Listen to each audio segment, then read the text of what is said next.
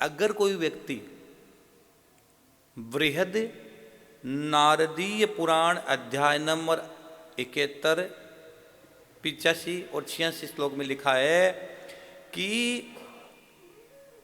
शनिवार के दिन, आज कौन सा दिन है भाई? शनिवार के दिन पिंपल के वृक्ष के पास, लिख लो भैया, चाहो लिख लो, बहुत गहरी बात गया जी की। और मैं गया जी में पिंपल पर बहुत ज्यादा बोलूंगा क्योंकि मुझे पता है कि पिंपल की महिमा क्या है, और इसलिए आगे मेरी कोशिश है कि थोड़े दिन बाद पिंपल और पिंपली का विवाह भी करवाऊंगा, एक बहुत बड़ा अनुष्ठान रखूंगा, पूरी दुनिया भर के लोग आएंगे उसमें। शनिवार के दिन पिंपल के वृक्ष के पास नृसिंह भगवान का मंत्र या ओम नमो भगवते वासुदेव का जाप करने से अल्प आयु, जिसकी आयु अल्प हो, उस व्यक्ति की भी शतायु हो जाती है। यह नारदीय पुराण में लिखा गया। अगर कोई शनिवार के दिन नृसिंह मंत्र और ओम नमो भगवते वासुदेव का जो व्यक्ति जाप करता है, उस व्यक्ति की आयु 100 वर्ष की आयु होती है, ये शास्त्र कहते हैं। यह है पिंपल की महिमा। और आज शनिवार का दिन है। मैंने जब भगवान देखो सबकी रक्षा करता है, लेकिन अगर आप भरोसे के साथ परमात्मा का स्मरण करोगे तो सब कुछ हो जाएगा। आप सुनो भैया,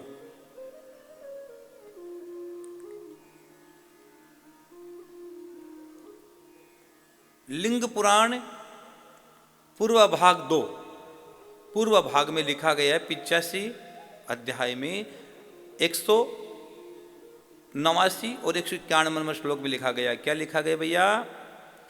बुद्धिमान व्यक्ति को चाहिए कि पिंपल के वृक्ष का आश्रय लेकर 2 लाख जाप करें। अगर व्यक्ति को अपने जीवन में 2 लाख जाप पिंपल के पेड़ के नीचे कर लेता है, या पिंपल के पेड़ के नीचे भागवत अपने पितरों को सुना देता है, गया जैसी तीर्थ में, शनिवार को पिंपल का स्पर्श करके मनुष्य दीर्घ आयु को प्राप्त होता है।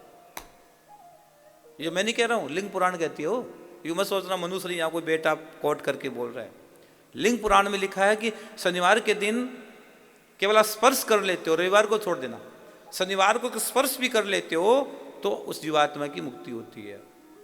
हाँ, दीर्घायु, मनुष्य को दीर्घायु मिलती है। बुद्धिमान व्यक्ति को, इसमें यह स्पष्ट लिखा है कि बुद्धिमान व्यक्ति को शनिवार के दिन दोनों हाथ से पिंपल का स्पर्श करना चाहिए। अगर आपकी कोई तकलीफ है तो पिंपल को ऐसे पकड़ लो, दोनों हाथ से पिंपल का स्पर्श करना चाहिए शनिवार के दिन, और 108 बार नाम जप करना चाहिए, गुरु मंत्र का जाप करना चाहिए, या नारायण नारायण जाप करना चाहिए, और या अष्टाक्षर मंत्र का जाप करना चाहिए। अष्टाक्षर मंत्र कौन सा है? ओम नमो नारायणाय। अष्टाक्षर मंत्र का बड़ा महत्व है। जैसे द्वादशाक्षर मंत्र का महत्व है, अष्टाक्षर मंत्र का बड़ा महत्व है ओम नमो नारायणाय। ये मेरे गुरुजी बहुत बताते थे मुझे, बहुत गहरा मंत्र है।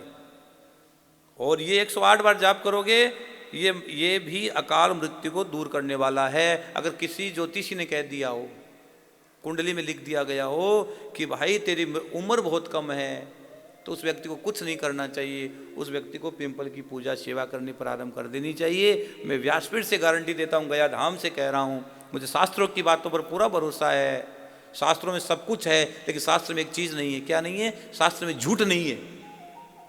शास्त्रों में बिल्कुल झूठ नहीं, जो है वो सच है। और सच ये है कि अगर आप किसी व्यक्ति की कुंडली में भी एक अल्प आयु बता दी गई हो तो उसको पिंपल की पूजा करनी प्रारंभ कर देनी चाहिए। वो व्यक्ति शतायु होकर संसार छोड़ के जाता है, दिग्गंतर उसका नाम फैलता है।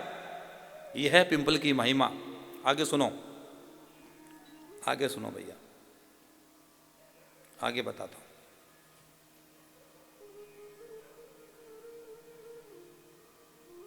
आगे देखो भैया, आगे देखो भाई, आगे देखो, आगे सुनो। क्या? उसके बाद मैं भागवत में छूंगा थोड़ा सा, क्योंकि मैंने पितृमोक्ष भागवत रखी, इसीलिए 15 दिन की रखी। मैं 7 दिन में कंप्लीट नहीं करूंगा इसको, क्योंकि बहुत सी चीजें मुझे आपको बतानी है। तभी आपके समझ में आएगा कि महाराज जी पिंपल के नीचे और गया में क्यों भागवत कर रहे हैं। स्कंद पुराण नागरखंड, उसमें क्या लिखा है कि जिसके पुत्र न हो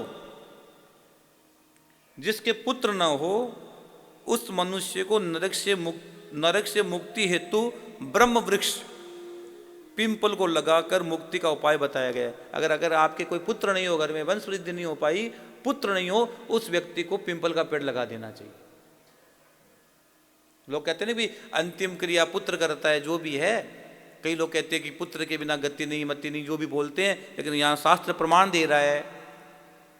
स्कंद पुराण के नागर खंड में स्पष्ट लिखा गया है कि जिसके पुत्र नहीं हो उस व्यक्ति को एक पेड़ पिंपल का जरूर लगा देना चाहिए। वो पिंपल उस जीवात्मा की मुक्ति करवा देता है। ये शास्त्रोक्त बात मैं कह रहा हूं, यहां तक लिखा गया है।